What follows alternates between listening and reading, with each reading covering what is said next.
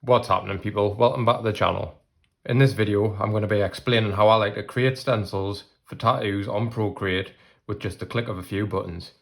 I am about to hit 150 subscribers on the channel, so if you guys would consider liking, commenting and subscribing to this video, it would really help us out, as it'll help my channel to grow and it'll also allow you to stay up to date with all the videos that I make.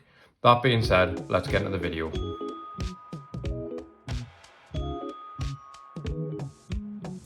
Just to start the video off, guys, I just wanted to say, if you have any ideas for videos you'd like us to make in the future regarding Procreate, digital art, content creating or tattooing, be sure to let us know in the comments down below and I'll definitely add those to the list and I'll get those made for you.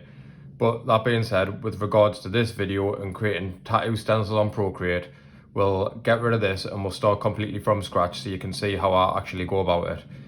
So that was obviously a realism portrait stencil, but to learn the basic method would be better off starting off with something simpler. So I have just found this picture of a cross, which is obviously, as you know, a pretty common tattoo design which people get. So I'll just make it a bit bigger. So the issue which most people would find is this is no good for a tattoo stencil because it's black, so you're not going to see where your lines are. So what you would usually have to do is maybe turn down the opacity, and then you could use one of your brushes, maybe the monoline, and you'd have to go around and painstakingly outline that. You would have to slowly outline it to create your outline, and obviously this is not very neat, but if you want to do it neatly it can be quite time consuming. So a much faster way you can do this is, if I delete that layer, I'll turn the opacity back up. So this is our original image, this is what you'd be starting with.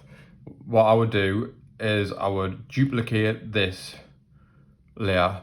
I want to work on my top layer now. I'm going to come up to the magic wand tool.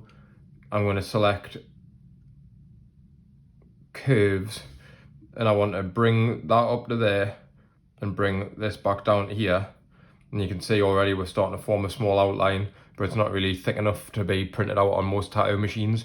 So if we use the magic wand tool again, we want to choose Gaussian blur, and we'll bring that up to roughly, well, this is something you're going to want to play with your designs, but I'm going to choose anywhere between 5 and 10%. Let's do 6 for this because that's looking good. And then I'm going to merge my two layers back down so those layers are stuck together again. Then I'll come back down to my magic wand tool. I'll bring up the curves again, if I can find it. There it is.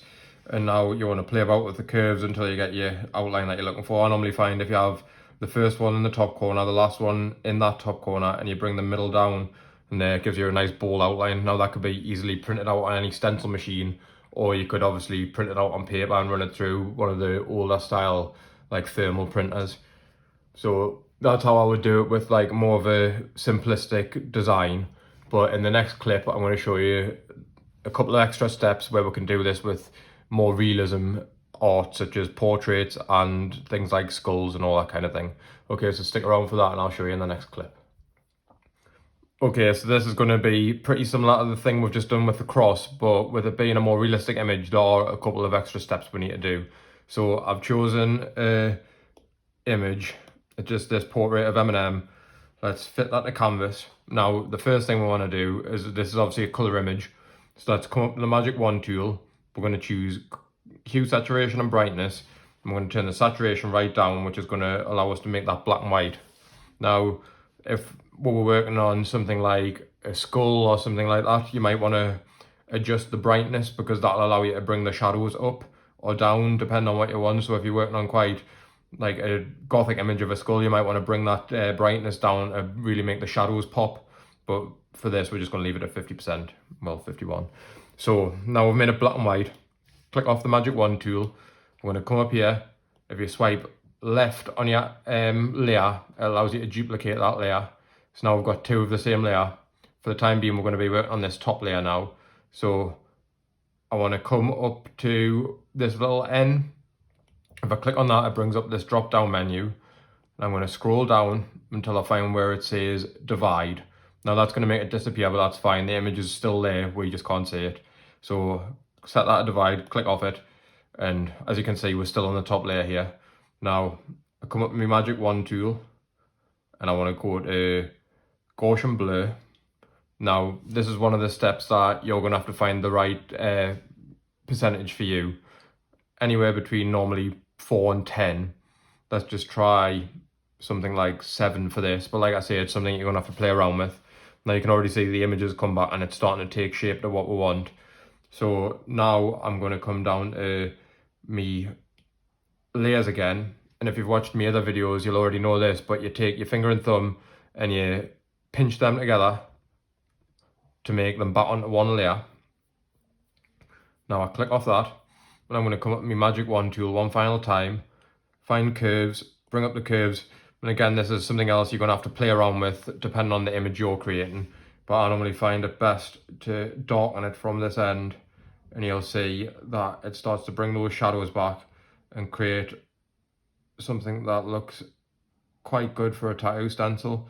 So there, if I leave it around there, you can see it's shown as where all my shadows are, all my lines are, and I could straight away just print this off on a thermal printer, where obviously in the olden days you would have to go around with a pen and pencil and literally draw all these lines in.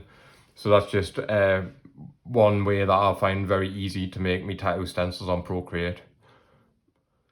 Okay people, that's it for this video. If you did take any value from the video, like I said at the beginning, I'd massively appreciate a subscribe, a like, or even a comment, because it helps the channel to grow. And as I say, I'm just about to hit 150 subscribers, and I want to see how far I can push it. Also, like I mentioned earlier on, if you do have any questions or anything you'd want us to make in the future, get it in the comments down below, and I'll definitely get on it. You'll see from the other videos that I have actually already made full videos replying to subscriber comments. It is something that I want to keep on doing. So that being said, thanks for watching, and I'll see you in the next one.